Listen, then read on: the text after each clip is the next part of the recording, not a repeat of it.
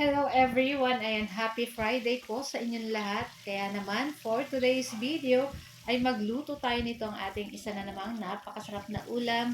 Walang iba kundi itong ating garlic butter bangus. So, syempre baka nasasawa na po kayo sa sinigang na bangus, paksiw na bangus, or pritong bangus. Kaya itry po ninyo itong ating garlic butter bangus. Sobrang sarap po niyan, guys. At nagustuhan na naman ang aking trisan. So tara na, guys. At samahan niyo pa magluto and enjoy watching po. So ayan na nga sa ating kawali, magpainit tayo at maglagay tayo ng cooking oil. Ayan, medyo marami-rami ng cooking oil. Ayan, tapos yung ating bangus, ayan, pinatanggalan na natin ng boneless na yan, guys. And pina-slice ko na para walang tinik-tinik. Tapos nilagyan lang natin yan ng asin at inano natin sa harina. Ayan. Nilagyan din natin ng paminta pala, tapos asin doon sa ating bangus. Tapos bago natin pig-coat ng harina. Ayan, para iwas talsik din and ayan, para crispy. Ayan. So, babalik-balik na din lang po natin itong ating bangus hanggang mag golden brown or mag katulad ng ganito. So, pag ganyan po, pwede na natin yan hanguin. Ayan, tapos sa ating panibagong kawali, ayan, magre-ready tayo ng magigisa tayo ng garlic at maraming garlic. Tapos maglagay tayo ng sibuyas sa ating butter. Ayan, gumamit po tayo ng butter.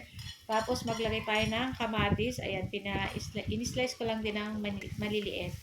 Tapos ayan, i-mix-mix lang po natin. Ayan, hanggang lumabas yung bango ng ating mga sangkap na nandyan. Yung ating mga aromatic ng bawang at sibuyas. Tapos naglagay na tayo, guys, ng tomato paste. So, konti lang yan na natira. Tapos naglagay tayong oyster sauce at konting ketchup. Ayan. Tapos, syempre, mix-mix na naman po tayo. Ayan, napakadali lang po nitong lutuin. At, ayan.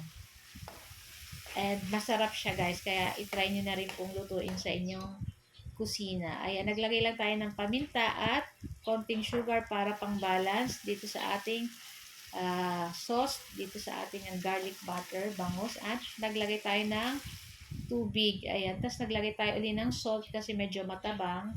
At hintayin lang natin kumulo at pag kumukulo na ng katulad ng ganito at medyo lumapot na yung sabaw, saka po natin ilalagay yung ating piniritong bangus. Ayan, tapos hilera na natin diyan sa ating kawali. Ayan.